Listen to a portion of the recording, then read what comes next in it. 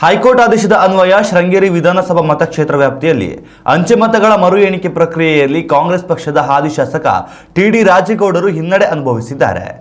2023ರಲ್ಲಿ ಕಾಂಗ್ರೆಸ್ ಶಾಸಕ ಟಿ.ಡಿ. ರಾಜೇಗೌಡರು ಪಡೆದ ಮತಗಳ ಪೈಕಿ ಬರೋಬ್ಬರಿ 255 ಮತಗಳನ್ನು ಅಸಿಂಧು ಎಂದು ಪರಿಗಣಿಸಲಾಗುತ್ತಿದೆ.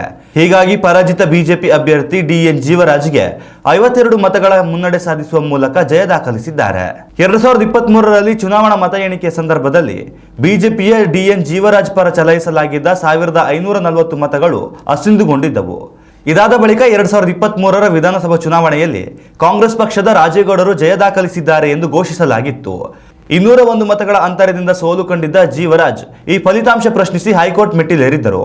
ಹೈಕೋರ್ಟ್ ಆದೇಶದ ಅನುಸಾರ ಶೃಂಗೇರಿ ವಿಧಾನಸಭಾ ಕ್ಷೇತ್ರದಲ್ಲಿ ಅಂಚೆ ಪತ್ರಗಳ ಮರು ಎಣಿಕೆ ಕಾರ್ಯ ನಡೆಸಲಾಗಿದ್ದು, ಈಗಾಗಲೇ ಜಿಲ್ಲಾ ಚುನಾವಣಾಧಿಕಾರಿಗಳು ಫಲಿತಾಂಶವನ್ನು ಮುಚ್ಚಿದ ಲಕೋಟೆಯಲ್ಲಿ ಹೈಕೋರ್ಟ್ಗೆ ಹಾಗೂ ಚುನಾವಣಾ ಆಯೋಗಕ್ಕೆ ಸಲ್ಲಿಕೆ ಮಾಡಿದ್ದಾರೆ. ಇದೀಗ ಚುನಾವಣಾಧಿಕಾರಿಗಳು ಫಲಿತಾಂಶ ಘೋಷಣೆ ಮಾಡಿದ್ದು ಶೃಂಗೇರಿಯ ಶಾಸಕ ಜೀವರಾಜ್ ಎಂದು ಹೇಳಿದ್ದಾರೆ.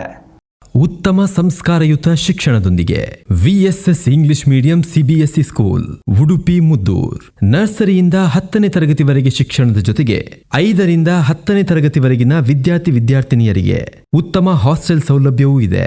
ನಿಮ್ಮ ಮಕ್ಕಳ ಪ್ರವೇಶಾತಿಗಾಗಿ ಈ ಸಂಖ್ಯೆಗೆ ಕರೆ ಮಾಡಿ.